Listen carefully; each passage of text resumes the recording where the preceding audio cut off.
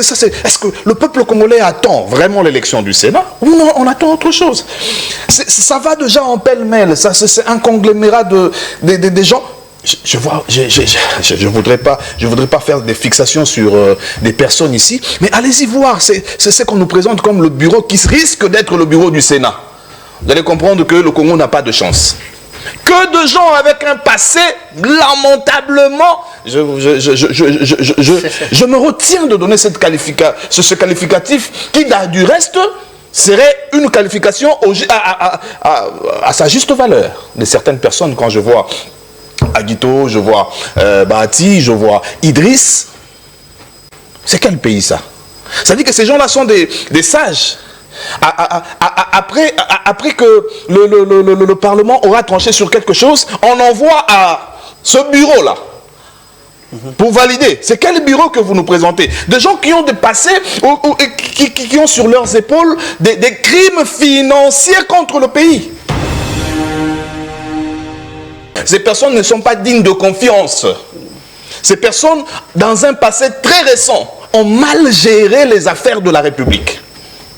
Je ne voudrais pas encore faire des fixations sur des gens, mais est-ce qu'il n'y a pas d'autres personnes? Aller dans la rue, refutons le bureau, oui, mais aussi, dans un pays en guerre... Mais d'après certaines sources, il semblerait que Sama Lukonde fut le choix du chef de l'État. Avant c'était ça. Mais est-ce qu'il a changé d'avis? Avant, c'est ce qu'on nous a chanté, que Sama était le choix du président de la République. Oui. Mais vous savez, avec l'histoire récente de la maladie du président de la République, et vous savez que le président du Sénat est un candidat institutionnel, institutionnel du président de la République en cas d'empêchement. Oui. Et quand le président, on nous a dit que sa maladie pourrait l'empêcher de diriger le pays et qu'on sort, l'UDPS maintenant réfléchissait. Vous savez qu'eux, ils ont dit que c'était un royaume.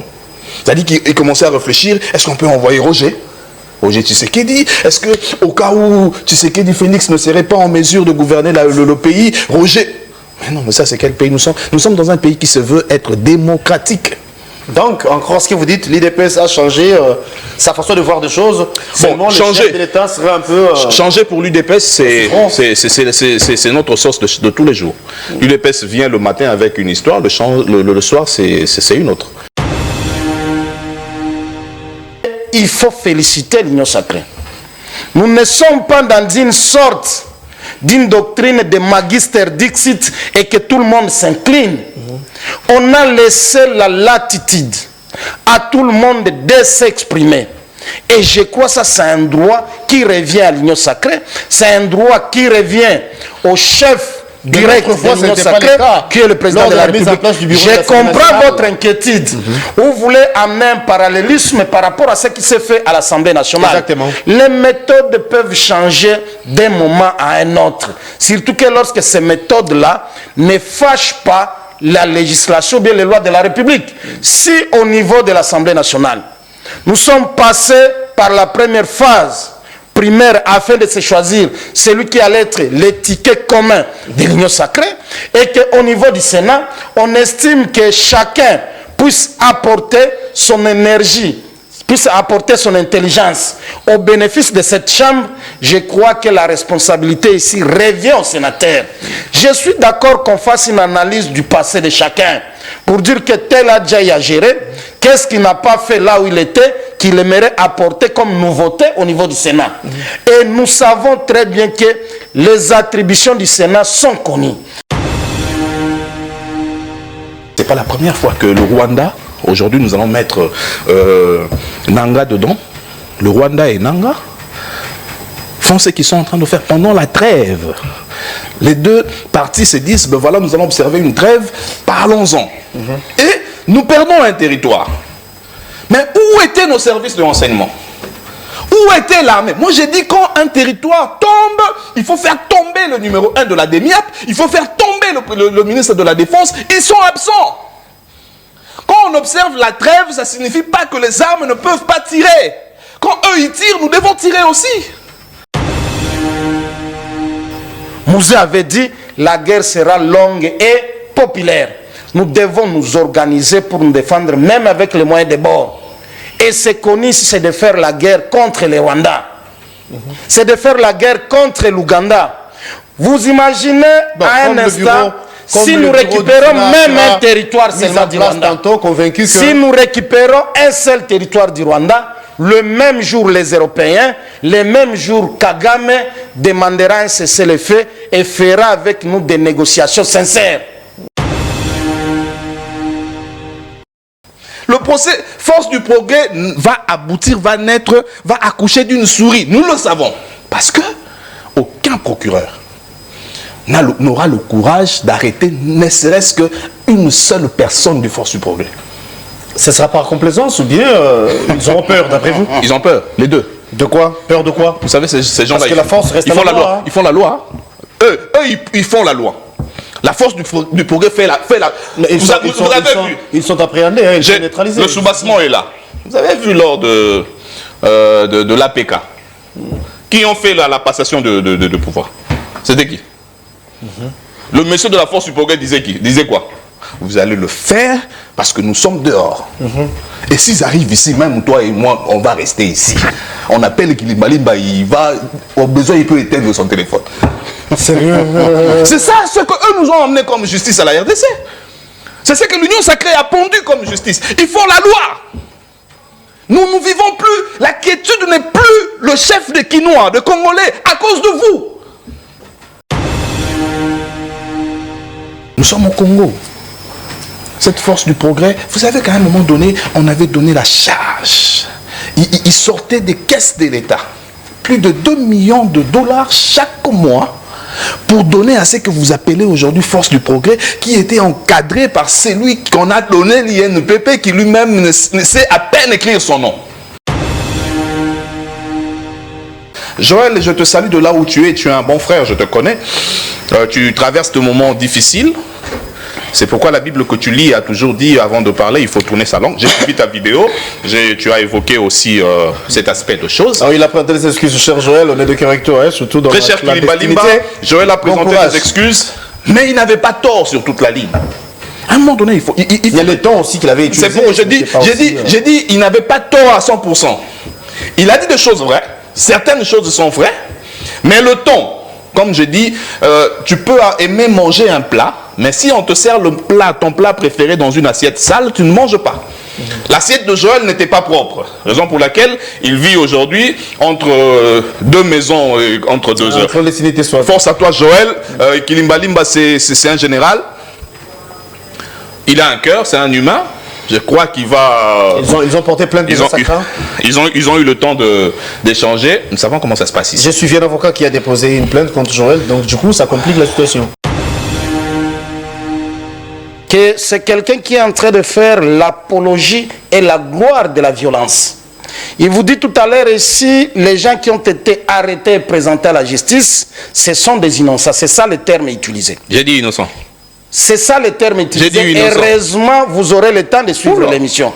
Les pauvres innocents. C'est ça l'union sacrée. Les pauvres innocents. À quelques centimètres vous aurez le temps de suivre l'émission. C'est pas possible. Après avoir affirmé ici que ce sont des pauvres innocents, il encourage et il salue Joël Kitenge, qui a été à la base d'un scandale criminel dans le propos contre un général. Il m'a pas bien suivi, ces messieurs. Contre un général. Les Congolais ont bien suivi alors. Et vous aurez le temps de vous suivre vous-même lors de la rediffusion. Bien sûr, avec plaisir d'ailleurs. La moindre des choses... Et je salue Joël Kitenge. La moindre des choses, par dignité patriotique et des valeurs cardinales de la démocratie, il fallait commencer par condamner. Ce qui fit fait. Nous ne pouvons pas encourager qu'en pleine capitale, qu'un groupe d'individus puisse défier l'État. Voilà l'occasion que la justice réellement soit faite pour que ces gens-là soient sanctionnés sévèrement. Et je crois, si je peux aller au-delà de la justice, comme ils se sont dit qu'ils sont les défenseurs de la patrie, la route de Bunagana est là. Qu'ils aillent combattre à l'est du pays, où le pays est agressé. On ne peut pas être fort à Kinshasa parce qu'on a une machette, parce que le soir, on va vous donner quelques tiges de cocaïne, quelques boules de cocaïne, et vous menacez toute une ville. Bon mardi à vous et bienvenue à ce nouveau numéro de cette émission Nice Press. Amis fidèles téléspectateurs, nous allons vous parler de ce qui se passe au pays. Déjà les élections pour les comptes du bureau définitif du Sénat. Ça continue à faire pour le Ancré Salive. L'UDPS a dévoilé les noms de son candidat. Les candidats de l'UDPS, il s'agit d'Idriss Mangala pour le compte de l'UDPS, mais au sein de l'Union Sacrée, il y a plusieurs candidatures. Sama Lukonde, qui l'autre fois était le Premier ministre, a déposé sa candidature pour le compte de l'Union Sacrée. Il y a également le patriarche Moukamba qui a déposé lui aussi sa candidature pour le compte de l'Union Sacrée. Qu'adviendra-t-il? Comment ça va se passer? Eh bien, nous allons réfléchir à haute voix. Nous allons analyser la question dans cette émission où on parlera également de l'insécurité qui continue à battre son plein dans la partie Est. Violation de texte. En principe, on devrait observer et cesser le feu. Mais le rebelle, le M23, continue à violer la norme. Déjà, le M23 s'est dit de ne pas concerner par rapport aux accords de Luanda qui est exigé par Kinshasa. Eh bien, nous allons vous parler de tout ça. Nous parlons également de ces procès Force du Progrès où il y a plus de 70 jeunes qui ont été arrêtés, déjà jugés en flagrance. Eh bien, les procès continuent. Nous allons vous parler de tout. Nous allons vous donner bien évidemment les éclairages par rapport aux questions évoquées. Des invités sur ces plateaux, mais le tout premier est déjà là, le second en route, il va se joindre à nous tantôt. Il nous fera savoir qu'il est coincé par les embouteillages. Il s'agit de M. Patrick Sahel, qui sera reçu en qualité d'analyste politique, mais du moins sur ces plateaux, nous avons l'honneur de recevoir le tout premier invité. Il s'agit du secrétaire général de ces partis politiques qu'on appelle Mpassa, Maître Jean-Louis Massimango, qui représente l'Union Sacrée. Il est de l'Union Sacrée. Merci d'être là et bon mardi à vous. C'est à moi de vous remercier. Bon mardi Guélor, bon mardi à toute la grande équipe qui vous accompagne pour cette tâche combien patriotique. Merci. Il faut dire aussi que je viens de l'Est de la République démocratique du Congo et j'ai un petit message à adresser précisément aux enseignants du territoire de Chabunda. Vous savez, je l'ai toujours dit, malgré que nous sommes dans l'Union Sacrée, mais nous ne pouvons pas consacrer le mal comme une valeur. Vous savez, dans le cheval de bataille du président de la République, il insiste sur la gratuité de l'enseignement et que les enseignants doivent bénéficier de leur salaire autant utile, autant important plutôt, et bien indiqué. Mais pour ce qui concerne les enseignants du territoire de Chabunda, aujourd'hui victimes d'une sorte de la mafia organisée par la Caritas, organisée par les responsables de l'enseignement primaire et secondaire de la province du Sud Kivu, et un élu qui serait aussi derrière cette manœuvre frauduleuse, y compris des ressortissants du territoire de Chabunda. Et je voudrais bien l'annoncer ici sur votre plateau, qu'une dénonciation sera déposée aujourd'hui auprès du ministre d'État en charge de la justice et des gardes des Sceaux, y compris une plainte qui va s'en suivre, afin que ces enseignants-là entrent dans leurs droits. Vous savez, la pratique de la Banque Lambert est interdite en République démocratique du Congo lorsque vous exigez un taux qui dépasse les taux reconnus par la législation qui est de 20%. Mais pour les enseignants de Chabunda, le même géniteur de cette mafia leur exige un taux d'intérêt de 40 à 50%. Et vous voyez dans quelles conditions ces gens-là qui doivent encadrer, former notre jeunesse, travaillent dans des conditions difficiles. Voilà un peu le premier message. Le deuxième message, vous l'aviez bien dit ici, donné à César ce qui est à César. Je fais partie de l'Union Sacrée, mais j'ai un parti politique qui me porte à cœur, qui s'appelle Mpassa. J'en profite pour saluer les camarades, le président national, Maître Dodo Lutombo Isanda, ainsi que tous ceux-là qui croient à ces combats républicains, à ces combats politiques dans lesquels nous sommes engagés pour le bien de notre pays, pour le bien de notre peuple. Alors, en attendant l'arrivée de Patrick Sahel, vous l'avez si bien dit, vous avez répété, vous êtes Union Sacrée, vous êtes secrétaire général de Mpassa. Les élections pour le bureau définitif du Sénat. Désordre, le torchon brûle même au sein de l'Union Sacrée. Qui est le candidat unique de l'Union Sacrée? Qui est le candidat qui porte le nom de l'Union Sacrée? Déjà, j'ai dit à l'entame, mais je me répète, l'UDPS a présenté un candidat, M. Mangala Idriss. Il y a le patriarche Moukamba qui a déposé sa candidature et l'ancien Premier ministre Sama Lukonde. L'Union Sacrée va soutenir quelle candidature? Je pense que nous devons féliciter le processus actuel et ce qui se passe au sein de nos institutions. Et le cas précis ici, c'est le Sénat. Vous savez, la démocratie doit triompher au-dessus de tout. Et la démocratie voudrait que tout celui qui a une ambition, tout celui qui estime qu'il peut encore servir la République ait la possibilité, surtout lorsqu'il s'agit de compétir. Donc là, je donne la position d'abord de mon parti politique, qui n'aime pas ça. Laissons les gens aller dans la course et que les sénateurs puissent leur départager, savoir qui aura désormais le destin de cette chambre prestigieuse. Mais la grande question qu'on devrait se poser ici, vous aviez cité les gens qui sont en train de compétir, et par redevabilité du passé, nous pouvons interroger le parcours de tout un chacun. Parce que lorsque vous citez Idriss Mangala, voilà, si j'ai bonne mémoire, c'est quelqu'un qui a déjà servi la République étant gouverneur du Maniema. Est-ce que son passage ou bien son parcours à la tête de la province du Maniema a été un succès ou bien a été un échec? Voilà la grande question que nous devons nous poser. Vous aviez parlé de l'ancien Premier ministre Samalou Kondé, qui a eu à gérer la République comme le symbole du gouvernement, comme le premier citoyen du gouvernement qui a conduit la politique générale du pays pendant un temps. Est-ce que ça a été une réussite ou bien ça a été un échec? Vous parlez du patriarche. Il a déjà été aussi dans certaines structures étatiques. Voilà les grandes questions qui devraient nous intéresser. Mais pour le reste, nous devons féliciter l'attitude de l'Union sacrée qui a permis à ce que tout le monde puisse compétir selon les compétences, selon les ambitions exprimées, afin que le sénateur se choisisse dans toute liberté et indépendance, celui qui prendra la tête du Sénat pour le bien du Congo, pour le bien de la mission dont nous connaissons qui revient au sénateur. Et je crois qu'il n'y a pas à s'agiter inutilement, surtout lorsqu'on n'est pas du camp de la majorité à laquelle nous nous appartenons.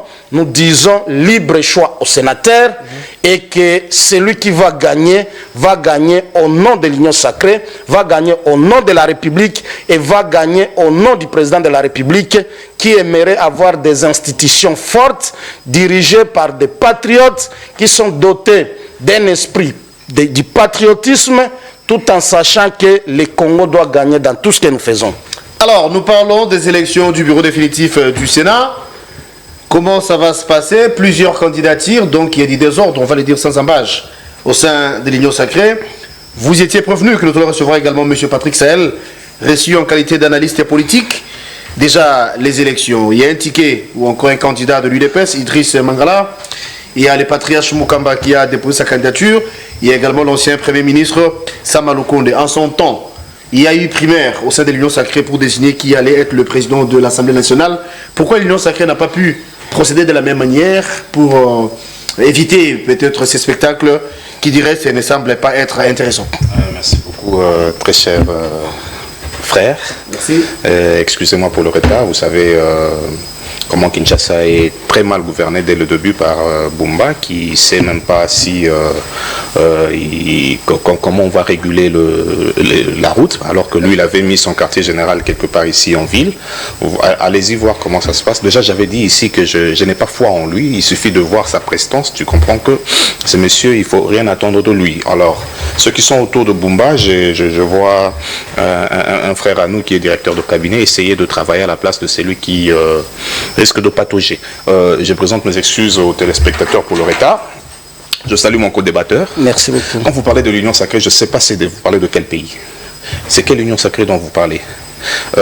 Une organisation qui n'a pas de personnalité juridique, une organisation qui patauge. Déjà, je dois vous informer que le concepteur, pour ne pas dire le créateur de l'Union sacrée, celui qui a mis son paquet, en son temps, on parlait de 5 millions de dollars qu'il aurait donné Gulwando, lui, il va comme indépendant. Et le ticket Union sacrée aujourd'hui est entre... Et le choix a été porté sur Idriss. Bon, avant de nous amener quelqu'un dans une institution des sages, le Sénat, c'est une institution où il n'y a que de sages. Il y a des gens qui réfléchissent, il y a des gens qui vendent les valeurs. Alors, dites-nous d'abord d'où il est venu, qu'est-ce qu'il a fait de là où il était. Je vous dis, il a un bilan très négatif. C'est-à-dire que s'il faudrait voir ce qu'il a fait avant de venir, avant qu'on nous cite aujourd'hui Idriss comme ticket de ce que vous appelez Union Sacrée. Non, il eut les tickets de l'UDPS. De l'UDPS, ben oui, quand on parle de l'UDPS, c'est-à-dire que vous voyez. Mais déjà, j'avais dit ici que Guy Luando, il va comme indépendant. Bon, dans un pays qui vit ce que nous vivons ici, ça c'est une question que je pose encore, une question ouverte. Est-ce qu'on a besoin du Sénat? Il faudrait qu'on réfléchisse autour de ça. Ça sera quoi le rôle du Sénat dans un pays en guerre, dans un pays où encore un territoire a été conquis? Est-ce que le peuple congolais attend vraiment l'élection du Sénat ou non, on attend autre chose? Ça va déjà en pêle-mêle, c'est un conglomérat de gens. Je voudrais pas faire des fixations sur des personnes ici, mais allez-y voir, c'est ce qu'on nous présente comme le bureau qui risque d'être le bureau du Sénat. Vous allez comprendre que le Congo n'a pas de chance. Que de gens avec un passé lamentablement, je me retiens de donner ce qualificatif qui, du reste, serait une qualification à sa juste valeur de certaines personnes. Quand je vois Aguito, je vois Bahati, je vois Idriss, c'est quel pays ça? Ça dit que ces gens-là sont des sages. Après que le Parlement aura tranché sur quelque chose, on envoie à ce bureau-là pour valider. C'est quel bureau que vous nous présentez? Des gens qui ont des passés, qui ont sur leurs épaules des crimes financiers contre le pays. Non, moi je ne fais pas foi, je ne donne pas ma langue à accepter un tel bureau. Et j'en appelle à tout Congolais. Il est temps de boycotter cette histoire. Même maintenant, le président de la... Vous savez... Boycotter, bon, c'est votre point de vue. En quoi faisons, par exemple? Vous savez, pour boycotter quelque chose, le peuple a quelque chose à faire. Qu'est-ce que vous me demandez de faire? Qu'est-ce que vous demandez au peuple de faire? D'aller dans la rue. La démocratie, c'est ça. De descendre sur les rues de Kinshasa et dire non à ce bureau-là. Attendez, moi j'irais même loin. Le bureau du Sénat ou de désister ou de d'abord le bureau. Remettre en cause les personnes désignées. Mais ces personnes désignées feront partie du bureau. Du bureau, exactement, oui. C'est ça, c'est ce qu'on parle de ces personnes-là, on voit le bureau. Ouais. Ces personnes ne sont pas dignes de confiance. Ces personnes, dans un passé très récent, ont mal géré les affaires de la République. Je ne voudrais pas encore faire des fixations sur des gens, mais est-ce qu'il n'y a pas d'autres personnes? Aller dans la rue, refutons le bureau, oui, mais aussi, dans un pays en guerre... Mais d'après certaines sources, il semblerait que Sama Lukonde fut le choix du chef de l'État. Avant c'était ça. Mais est-ce qu'il a changé la vie? Avant c'est ce qu'on nous a chanté, que Sama était le choix du président de la République. Oui. Mais vous savez, avec l'histoire récente de la maladie du président de la République, et vous savez que le président du Sénat est un candidat institutionnel, institutionnel du président de la République en cas d'empêchement. Oui. Et quand le président, on nous a dit que sa maladie pourrait l'empêcher de diriger le pays et qu'on sort, l'UDPS maintenant réfléchissait. Vous savez qu'eux, ils ont dit que c'était un royaume. C'est-à-dire qu'ils commençaient à réfléchir, est-ce qu'on peut envoyer Roger Tshisekedi? Est-ce que au cas où Tshisekedi Félix ne serait pas en mesure de gouverner le pays, Roger... Mais non, mais ça, c'est quel pays nous sommes? Nous sommes dans un pays qui se veut être démocratique. Donc, encore ce que vous dites, l'IDPS a changé sa façon de voir des choses. Bon, changer. Le chef de l'État serait un peu... Changer pour l'UDPS, c'est notre source de tous les jours. L'UDPS vient le matin avec une histoire, le soir, c'est une autre. Moi, je ne voudrais pas qu'on dise seulement l'UDPS, je parle de l'union sacrée. Cette union dite, je ne voulais pas dire saleté, j'ai dit sacrée. Mais la première assertion est aussi vraie. Des gens qui ne sont là que pour eux. Citez-moi une seule personne de cette union dite sacrée qui travaille pour l'intérêt de la population. Une seule, citez-moi. Il n'y en a pas. C'est-à-dire qu'ils sont là pour cacher le mal qu'ils ont fait au peuple congolais. Le seul endroit idéal pour eux de se cacher, c'est le Sénat. Parce que quand la justice va... Malheureusement pour la RDC encore, quand on parle de la justice, on voit le ministre de la Justice qui lui a les mains liées, qui lui est venu pour vendre sa personne, pour espérer être candidat peut-être aux élections de 2028 comme président de la République. Ça dit que c'est des gens qui ne travaillent pas pour nous. Ils travaillent pour eux et pour leur poche. C'est ce que vous appelez union sacrée? Je veux revenir. CG Massimango, je rappelle que vous êtes de l'Union Sacrée. Ah, en plus. Vous avez suivi l'intervention de M. Patrick Sahel. Au départ, pourquoi l'Union Sacrée n'a pas pu organiser à l'interne le primaire pour désigner une seule candidature ou un seul candidat? Ça allait vous éviter ce genre de spectacle. Il faut préciser que j'ai suivi tout à l'heure ici, quand mon co-débatteur prenait la parole, que vous aviez présenté comme étant analyste politique. Mais un analyste a une tendance connue, c'est l'opposition. Je crois qu'il ne faut pas se cacher la vraie couleur de quelqu'un. C'est ça aussi être démocrate, savoir s'assumer et affirmer son identité pour que le peuple sache vous appartenez de quel côté. Il a dit tout à l'heure ici que l'Union Sacrée, c'est une organisation sans fondement juridique, c'est une organisation sans soubassement, et il a traité de tous les mots. Mais je voudrais lui rappeler ici, il ne vient pas peut-être de l'Europe, encore moins du ciel, que l'Union Sacrée fonctionne sur base d'une charte. Et c'est la charte qui est le fondement de toutes les idées maîtresses ou conductrices pour le bien de ce peuple et son pays. Et l'Union Sacrée travaille sur base de ça. Deuxième chose, il vous dit tout à l'heure ici, il faudrait appeler notre population à marcher parce que la tête de tel ne lui plaît pas, parce que le Sénat ne lui plaît pas. Lorsque nous avions invoqué dans ce pays l'urgence ou la nécessité de la révision de la Constitution, parce qu'on estimait qu'il y a certaines institutions qui ne valaient plus sa raison d'être aujourd'hui, et dont le Sénat faisait partie de certaines inquiétudes qu'on avait parmi les institutions qu'il fallait écarter dans le fonctionnement du pays, ils nous ont taxé de tous les péchés d'Israël de chercher à pérenniser un homme à la tête du pouvoir. Et aujourd'hui, lorsqu'il revient sur un plateau de télévision pour vous dire que ce Sénat-là pour lui ne compte pas, je me dis, nous sommes dans quel pays? Soit on accepte les conséquences positives de la démocratie parce que cette institution est reconnue dans notre Constitution. Ça, c'était une première précision. Je vous ai dit ici, tout à l'heure, qu'il faut féliciter l'Union Sacrée. Nous ne sommes pas dans une sorte d'une doctrine de Magister Dixit et que tout le monde s'incline. On a laissé la latitude à tout le monde de s'exprimer. Et je crois que ça, c'est un droit qui revient à l'Union Sacrée. C'est un droit qui revient au chef direct de l'Union Sacrée, qui est le président de la République. Je comprends votre inquiétude.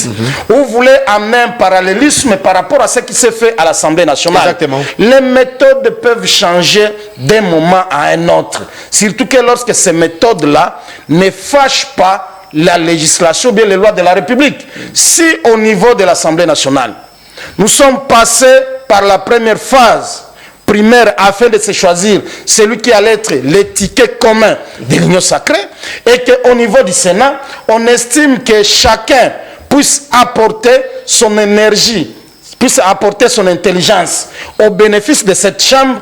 Je crois que la responsabilité ici revient au sénateur.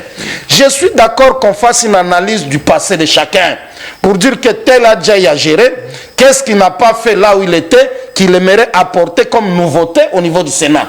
Et nous savons très bien que les attributions du Sénat sont connues. Il a parlé tout à l'heure ici, lorsqu'une loi est déjà votée au niveau de l'Assemblée nationale, pour la seconde lecture, elle doit passer au Sénat. Et je crois ici, les compétences sont d'attribution.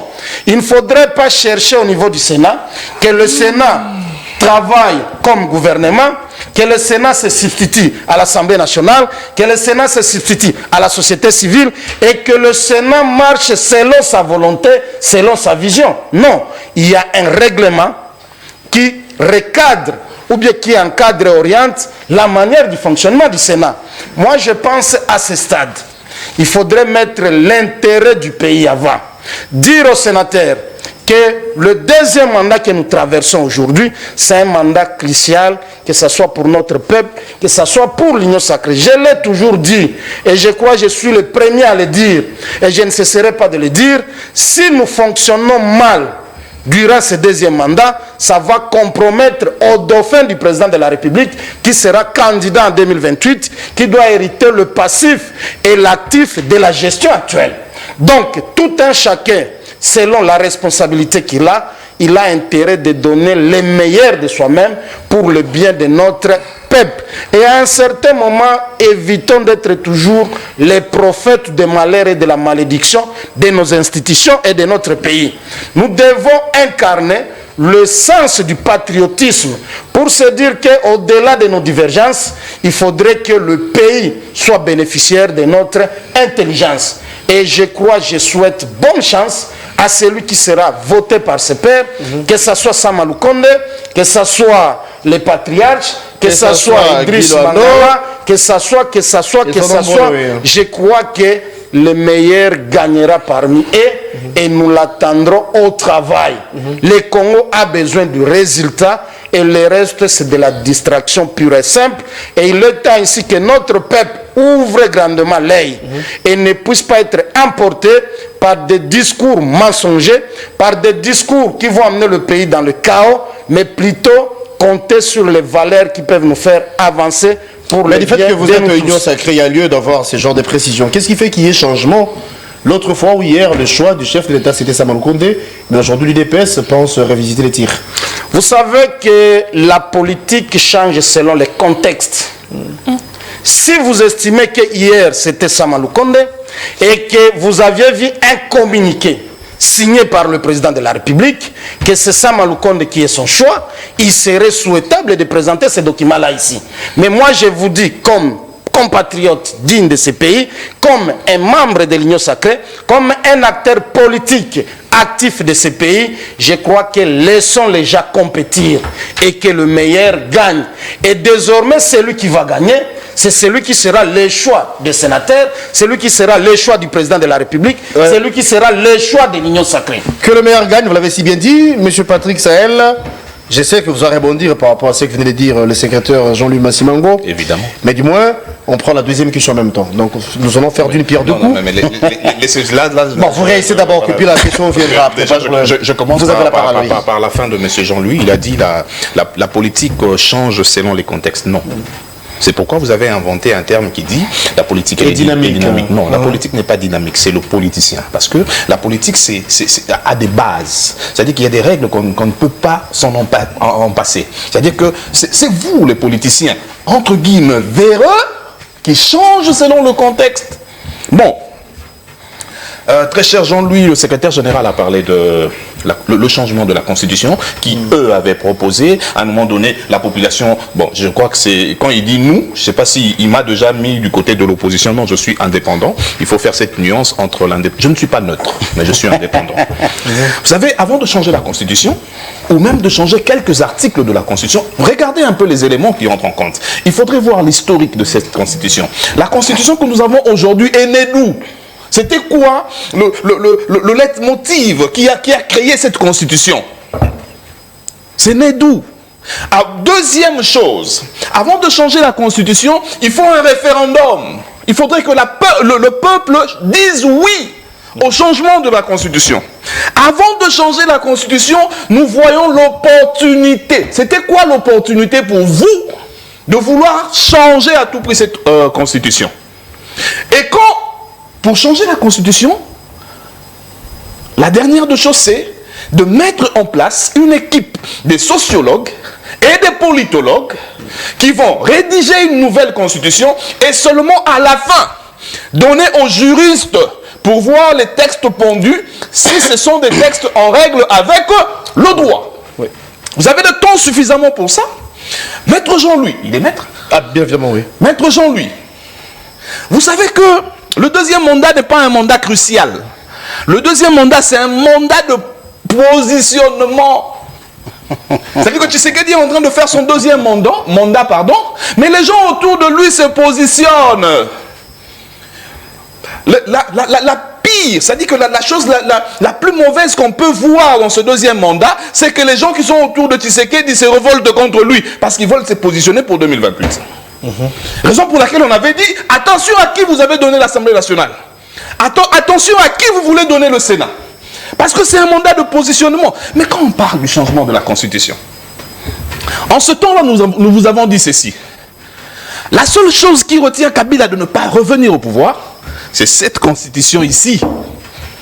Vouloir à tout prix changer la Constitution, c'est dire à Kabila, reviens au Congo. Parce que quand on change Bon, la Constitution, ici, je ne parle pas de la révision de quelques articles. Mais quand on change cette Constitution, Kabila a le plein pouvoir de revenir comme président de la République. Parce qu'aujourd'hui, eux, ils savent. Si jamais Kabila se mettait face à Tshisekedi, qui aura 70% et qui aura le 18% qu'on avait eu avant? Ça sera qui? Frère, à un moment donné, on doit savoir où on met les pieds. Les compétences sont d'attribution, oui. Mais vous savez, dans un pays en guerre, vous savez, dans un pays comme la RDC, on peut tout finir à l'Assemblée nationale. Imaginez un peu, nos militaires sont au front. On se dit, nous arrêtons cette histoire du Sénat. L'argent destiné aux sénateurs qui bouffent pour rien, ils s'en vont pour dormir. Alors qu'eux, ils ont volé la République. Nous engageons cet argent à l'armée. Nous avons une armée de plus de 120 000 hommes, frère. 120 000 hommes. Et le Sénat cessera de fonctionner sur base de quel mécanisme? Vous étiez en train si ce n'est pas touché à la Constitution. Vous étiez en train de parler. Non, si ce n'est pas touché à la Constitution. Attendez, je vous passe. Vous étiez en train de parler. Il faut dire ça aux Congolais. Le référendum, vous savez ce que ça signifie? Vous savez le référendum, c'est que ça signifie?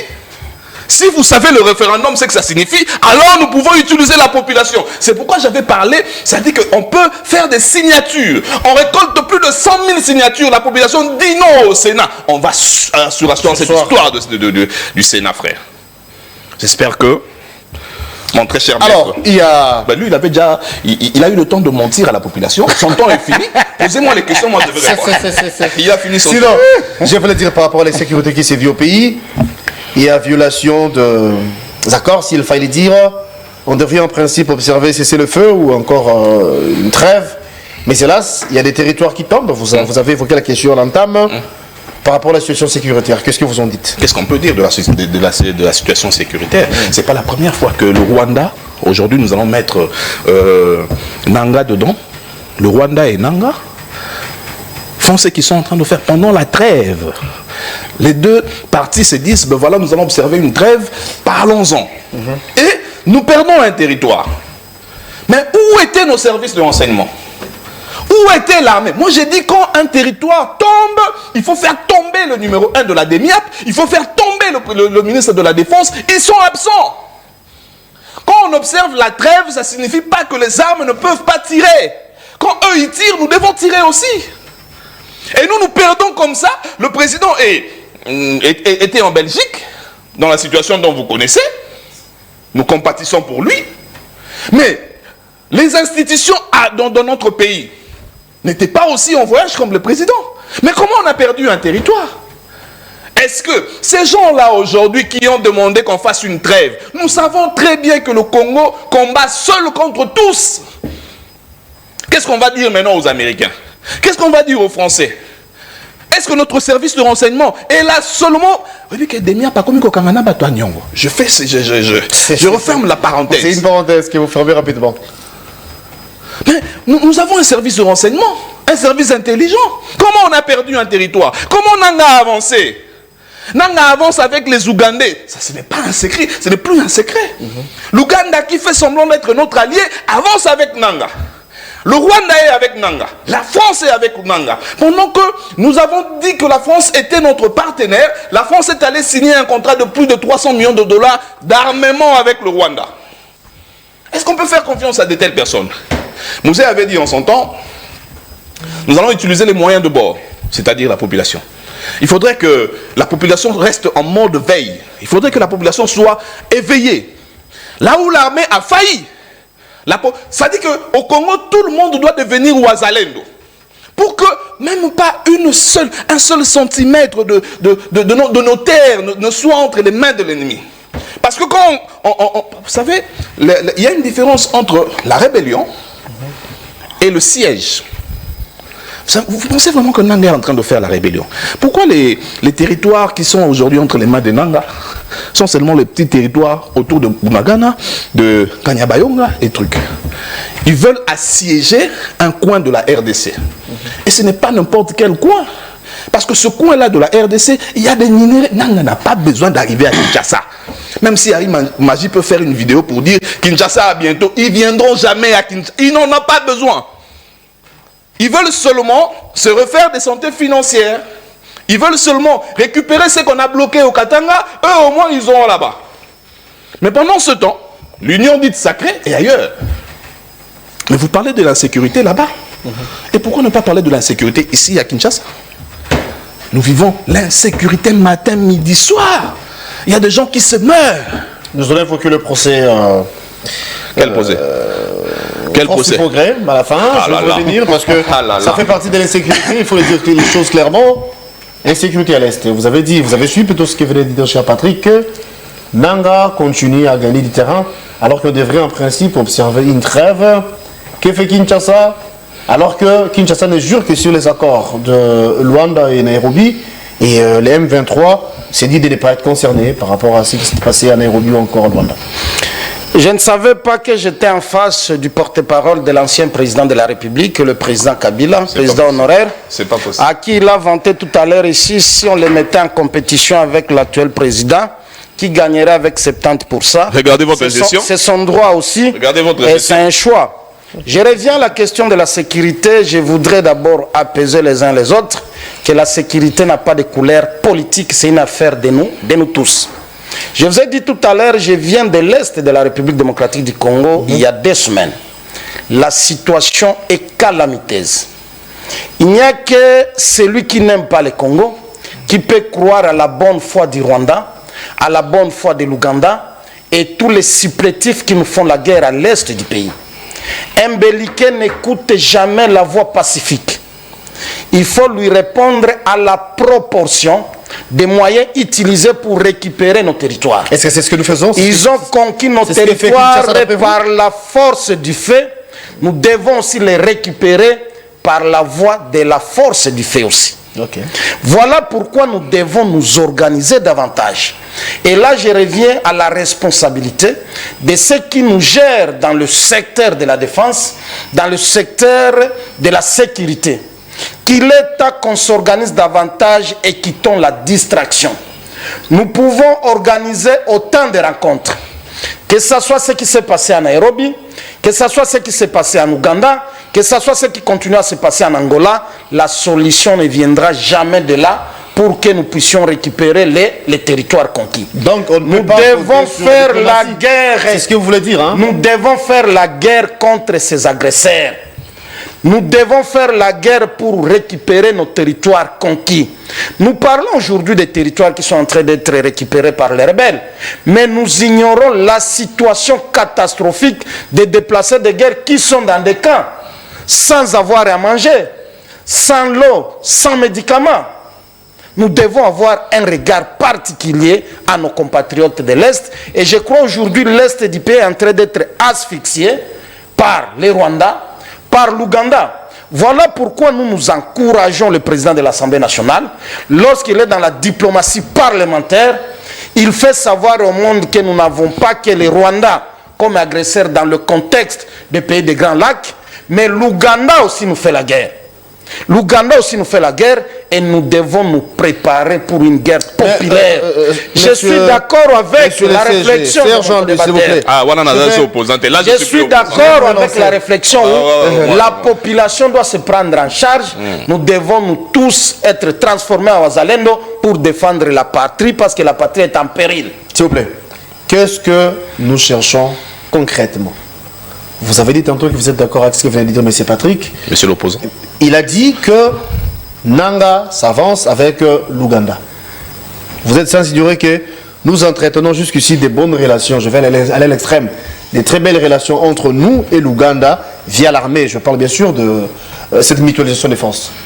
Même personne qui est ennemi de ses côtés, de l'autre côté, il est ami et allié. Finalement, où sommes-nous? Qu'est-ce que nous voulons? Qu'est-ce que nous cherchons? Je pense que nous sommes clairs dans nos propos. Lorsque nous demandons aux autorités de ne pas faire confiance à l'Ouganda et traiter l'Ouganda au même titre que le Rwanda, parce qu'il y a une complicité diabolique au niveau de ces deux pays pour nous faire une guerre économique, une guerre de pillage de nos minéraux. Et c'est ça l'objectif majeur de ces deux pays, évidemment qui sont utilisés par les multinationales et d'autres grandes puissances que nous connaissons. Et qui ne sont pas cachés ici, c'est l'Europe, c'est les États-Unis, c'est tous ceux qui sont derrière cette mafia des minéraux du sang. Ça, c'est connu. Et nous dire qu'est-ce que nous jouons à l'hypocrisie, je ne crois pas. C'est tout un processus et je crois que nous devons prendre des décisions courageuses. Voilà pourquoi je vous dis, ceux qui gèrent le secteur de la défense doivent s'assumer. Une armée doit être une armée dissuasive, doit être une armée qui a prêté serment pour défendre l'intégrité territoriale et le peuple, l'ensemble de notre territoire national doit être protégé par nos militaires. Voilà pourquoi nous disons il faudrait que les responsables, ceux qui ont le commandement de l'armée, puissent produire un travail louable et acceptable sur le terrain. Il n'est pas compréhensible que pendant qu'on a déclaré que nous étions dans une situation de trêve et qu'ils cherchent à tomber entre les mains des agresseurs, nos militaires étaient où? Nos commandos qu'on loue jour, midi, matin, soir, étaient où? Donc, il y a un problème à ce niveau.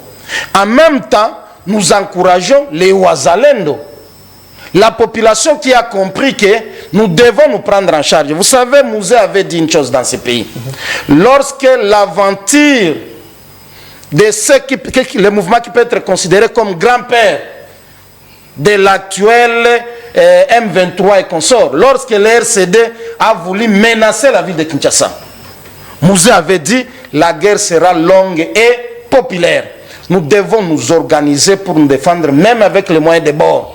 Et c'est connu, c'est de faire la guerre contre les Rwandais. C'est de faire la guerre contre l'Ouganda.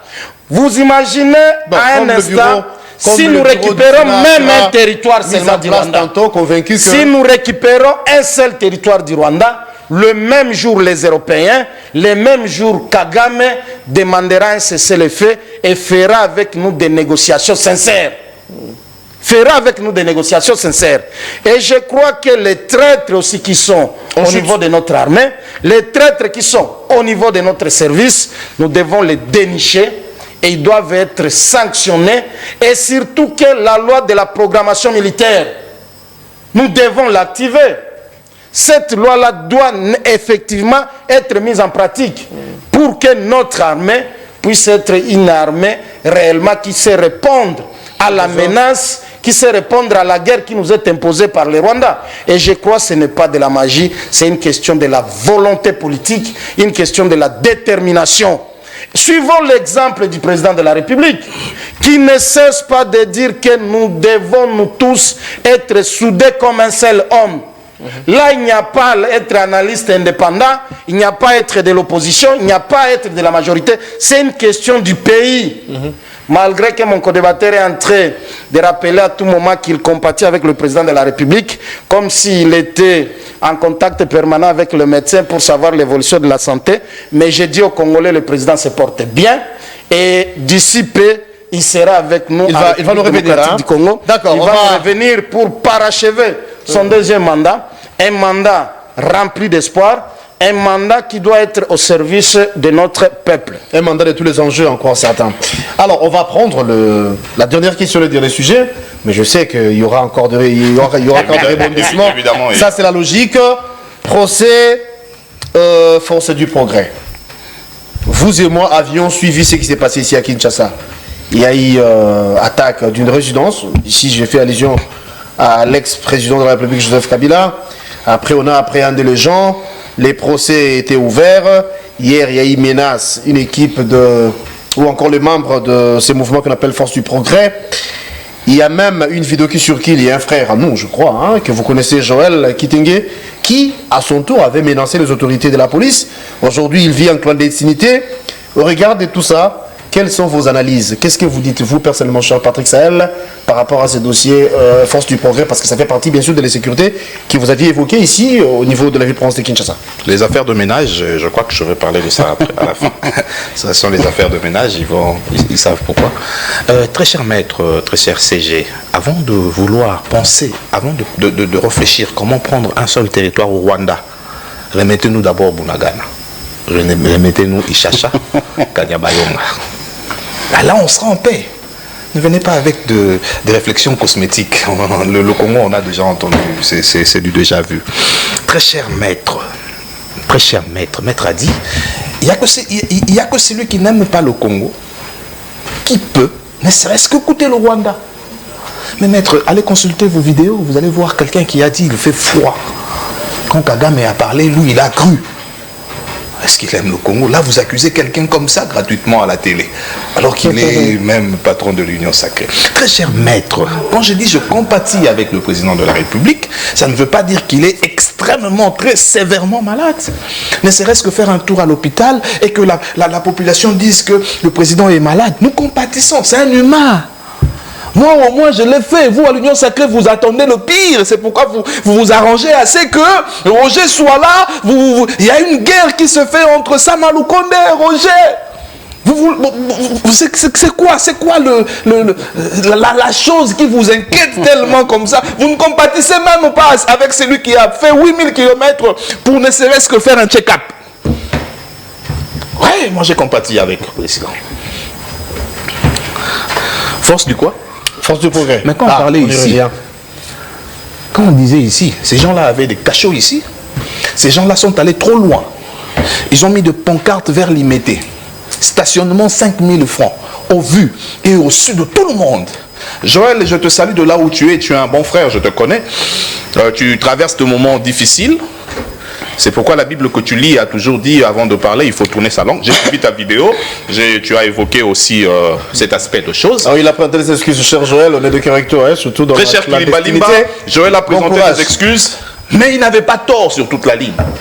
À un moment donné, il y a le temps aussi qu'il avait utilisé. C'est pour j'ai dit, il n'avait pas tort à 100%. Il a dit des choses vraies, certaines choses sont vraies, mais le ton, comme je dis, tu peux aimer manger un plat, mais si on te sert ton plat préféré dans une assiette sale, tu ne manges pas. L'assiette de Joël n'était pas propre, raison pour laquelle il vit aujourd'hui entre deux maisons, entre deux heures. Force à toi Joël, Kilimbalimba c'est un général, il a un cœur, c'est un humain. Je crois qu'il va... Ils ont porté plainte de massacre. Ils ont eu le temps d'échanger. Nous savons comment ça se passe ici. J'ai suivi un avocat qui a déposé une plainte contre Joël, donc du coup, ça complique la situation. Parlons des affaires des ménages. Vous voulez quoi ici au Congo? Quand un mari discute avec sa femme, ne nous ramenez pas ça sur la place publique et voilà, les innocents sont aux arrêts. C'est-à-dire que ces innocents, ces jeunes gens que vous ramenez en chemin, vous dites, ben voilà, on va marcher, on va aller dans telle maison. Ça, c'est vos affaires de ménage. C'est qui la femme, c'est qui le mari? Ils savent, non? C'est à eux de dire. Moi, je ne sais pas. De toute façon, moi, je n'ai cité le nom de personne. Nous sommes au Congo. Cette force du progrès, vous savez qu'à un moment donné, on avait donné la charge. Ils sortaient des caisses de l'État. Plus de 2 millions de dollars chaque mois pour donner à ce que vous appelez aujourd'hui Force du Progrès, qui était encadré par celui qu'on a donné l'INPP, qui lui-même ne sait à peine écrire son nom. Vous parlez de qui? Ils vont se reconnaître, ils sont de l'Union sacrée. Ah bon? Ça se faisait au-dessus de tout le monde vers Victoire ici. Chaque jeudi, ils étaient là. La fin du mois, chaque jeudi, ils étaient là, on donnait de l'argent. Nous avons entretenu une milice au Congo, à Kinshasa. Pendant que Kagame est tué à l'Est, cette soi-disant force du progrès menacée et tuée à Kinshasa. À Yolo, on ne pouvait pas foutre le nez dehors à cause d'eux. Et nous étions ici à Kinshasa. Mais arrêtez-nous, nous savons comment ça va se passer. Déjà, bon, on va les mettre où? Si jamais, après procès, ils sont condamnés, ils seront où? Parce que le ministre de la Justice a dit, on ne ramène plus les gens à Makala. Parce que Makala construit pour 1500 personnes, aujourd'hui loge 19 000 personnes. Il a instruit au parquet. Vous avez des cachots chez vous là-bas, gardez les gens là-bas, ne nous ramenez pas. Bon, ces gens-là de la force du progrès, ils sont plus de 200. On va les mettre où? Arrêtez-nous des procès cosmétiques, est-ce qu'on en a besoin? Maintenant, on en a besoin que les Congolais, le quinoa mangent. On a besoin que la guerre cesse à l'Est. Vous nous ramenez des procès. Après l'autre là qui avait parlé des procès Nanga. Maintenant c'est le procès Force du Progrès. On en fait quoi? Est-ce qu'on en a besoin, cher maître? Vous savez que c'est... Avant ce ministre ici, celui qui est passé, la dame, avait pondu une lettre qui disait, désormais, dans toutes les stations de police, il faudrait que la police soit là 24 heures sur 24 et que dans tous les parquets qu'il y ait au moins un magistrat jusqu'à 20h. C'est pratiqué? Ça se fait où? Mais le temps de détention ici aujourd'hui au Congo est passé de 48 heures à 14 jours. Et aujourd'hui, vous nous ramenez... La justice est très malade, le président l'a dit. Le procès, force du progrès, va aboutir, va naître, va accoucher d'une souris. Nous le savons. Parce que aucun procureur n'aura le courage d'arrêter ne serait-ce qu'une seule personne du force du progrès. Ce sera par complaisance ou bien ils auront peur, d'après vous? Ils ont peur, les deux. De quoi? Peur de quoi? Vous savez, ces gens-là... Parce que la force reste ils font la loi. Hein. Ils font la loi. Eux, ils font la loi. La force du progrès fait la... Ils sont appréhendés, hein, ils sont neutralisés. Le soubassement est là. Vous avez vu lors de l'APK qui ont fait la passation de pouvoir. C'était qui? Le monsieur de la force du progrès disait quoi?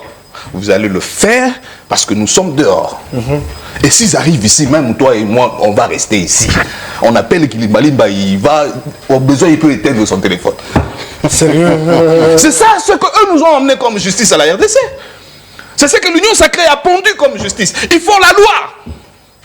Nous ne vivons plus. La quiétude n'est plus le chef de Quinois, de Congolais, à cause de vous.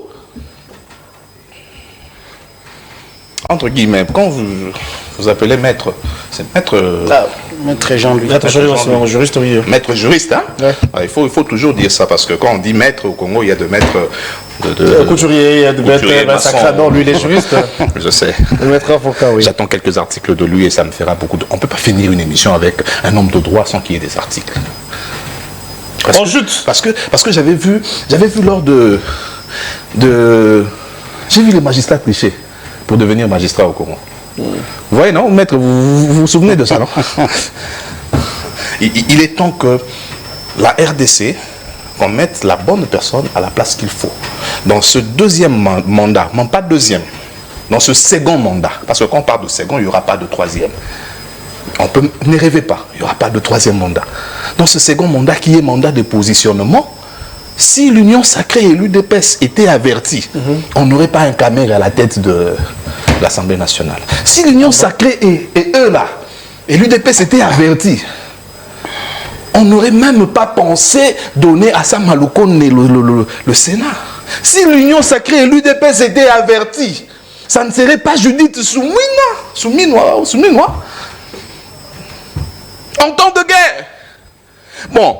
Quand je dis ici que si jamais le président actuel et l'ex-président revenaient une fois battre campagne, l'autre aurait fait 70% et on remettrait les 18 à qui de droit. Parce que lors des campagnes, ce que nous présentons à la population, c'est le bilan. Cher maître, présentez-nous le bilan de l'Union sacrée, pour ne pas dire le bilan de Félix Tshisekedi, pendant le premier mandat. Et la deuxième année où nous sommes en train d'aller, dans votre deuxième et second mandat. Est-ce que vous avez un bilan? Votre bilan, c'est quoi? Votre bilan, c'est que la population, nous avons trouvé le dollar à 14, aujourd'hui c'est à 28. Ça sera quoi votre bilan? Nous avons perdu l'argent. Ils sont allés en Namibie acheter le chinchard. Namibie a dit, venez avec vos bateaux, les poissons sont là dans l'eau, pêchez. Jusqu'aujourd'hui, vous avez jeté notre argent là-bas. Le président est allé à Maluku, il a dit aux pêcheurs, comment on appelle ça? J'ai trouvé la clé pour nourrir Kinshasa. Et quand ils quittent là-bas, eux, ils ont volé la clé. Mais non, comment Kinshasa va manger? Où est la clé que le président avait trouvé? Frère, il faudrait qu'on soit sérieux. Ensuite, je vais chuter bien que je sois arrivé en retard. Non, vous avez pris même temps d'antenne. Hein. On a pris des paroles également. Hein? Je vous rassure. Vous suivrez la rediffusion. Merci. Oui, on chute.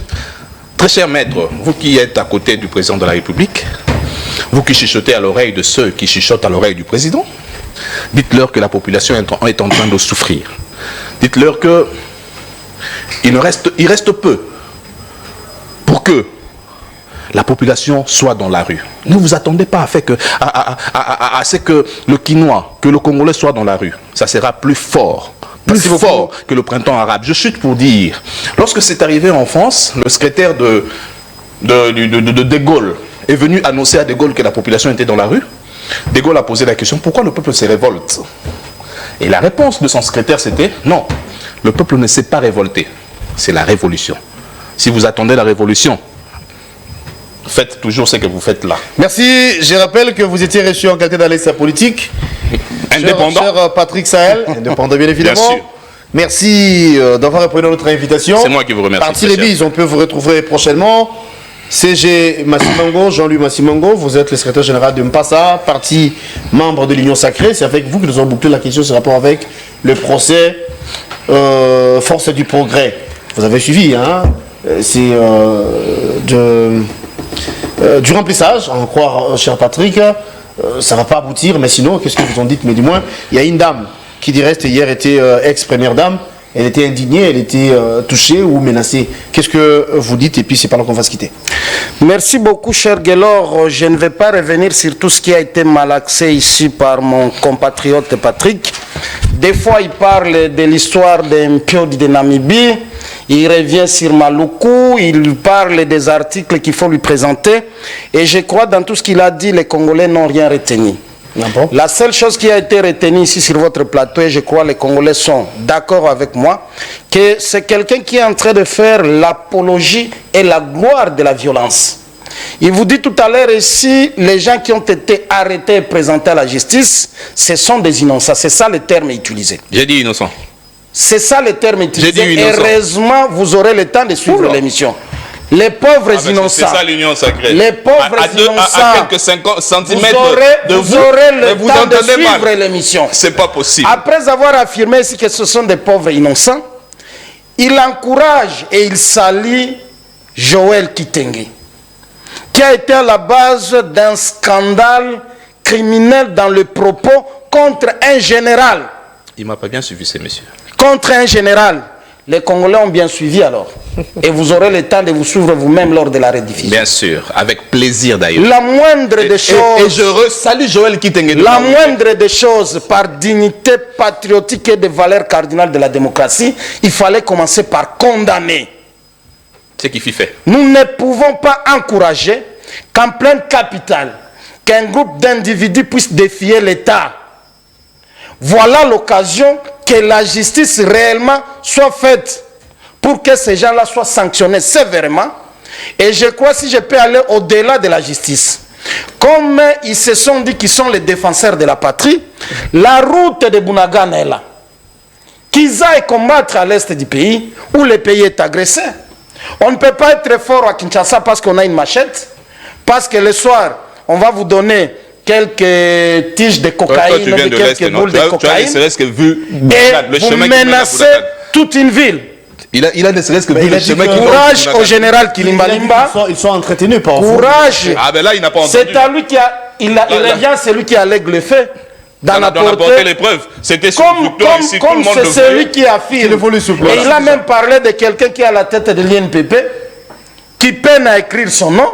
Donc il a tous les éléments, il a toutes les preuves possibles qui peuvent aider la justice, qu'on sache qui est le géniteur de ce banditisme urbain. Donc, vous êtes entendu au niveau de la justice pour aller apporter toutes ces preuves-là. Mon ami Patrick, c'est ça aussi le patriotisme. Je suis entendu là-bas. C'est ça aussi le patriotisme. Déjà, il y a une invitation d'après. C'est ça aussi. C'est-à-dire que sur le plateau, c'est ça aussi le patriotisme. Je vois quelqu'un qui instruit au procureur. C'est ça aussi le patriotisme. C'est ça l'union sacrée. Je crois que, s'il vous plaît, suivez les instructions nous devons aimer le pays et décourager les antivaleurs. Moi, je crois que le cas de la force du progrès, nous tous, nous devons condamner ça. Nous ne pouvons pas entretenir une milice en pleine capitale. Et je crois qu'il faudrait qu'il y ait des enquêtes approfondies pour que tous ceux qui sont impliqués... Vous pensez réellement que c'est une milice, hein? Tous ceux qui, mais les comportements, les actes posés ne leur soutirent pas de cette catégorie. On chute. Ne leur soutirent pas de cette catégorie. Parce que vous aviez vu vous-même les images où il y a toute une maison, où ils ont créé leur propre cachot, où ils se font payer, si ce sont des taxes, lui-même a affirmé ici, une histoire de 5 000 francs, je crois, c'est à limiter. Une histoire de 5 000 francs. À quel titre ces gens faisaient ça? Merci beaucoup. À quel titre ces gens faisaient ça? De l'Union sacrée. Et je crois que là, il faudrait aussi encourager, féliciter l'Union sacrée, parce que c'est grâce à la justice de l'Union sacrée que vous appelez justice de l'Union sacrée. Pas la justice mais de la c'est une nation. justice de la nation. Ils n'étaient pas à leur premier forfait. On va c'est une justice de la nation. Ils n'étaient pas à leur premier forfait. forfait. On qualifie ça de l'Union sacrée. Je lui dis c'est grâce à cette justice qu'on a mis la main à ces gens. Non, non. C'est grâce. C'est Kilimbalimba qui a mis la main. C'est grâce donc, au général. Vous voulez que la police appartient à l'Union sacrée. Général. Ici, vous dites merci beaucoup. La police appartient à l'Union sacrée. On a mis la main à ces gens-là. La police. Et je crois qu'il faut être honnête avec soi-même et féliciter le travail qui est en train d'être fait. C'est la fin que de la cette police émission. continue à traquer tous ces bandits urbains, que la police fasse son travail et que la justice soit rendue afin que les coupables puissent purger leur peine. Et moi, je propose, je vais au-delà. Il faudrait que ces gens-là se retrouvent un jour sur la route de Bunagana. Merci beaucoup. Vous demandez, ils iront où Ne changez pas le discours du ministre d'État, Constant Moutamba. Il a dit pour des faits bénins qu'on amène plus ces gens à Makala. Mais pour la force du progrès, ce sont des faits bénins. Merci beaucoup. Quels sont les faits? Ce sont des faits bénins. Quels sont les faits reprochés? Quels sont les faits reprochés à la force du progrès? Merci pour la disponibilité. Partie remise, on peut vous retrouver prochainement. Je retiens seulement que l'Union sacrée, il a fait un tableau sombre.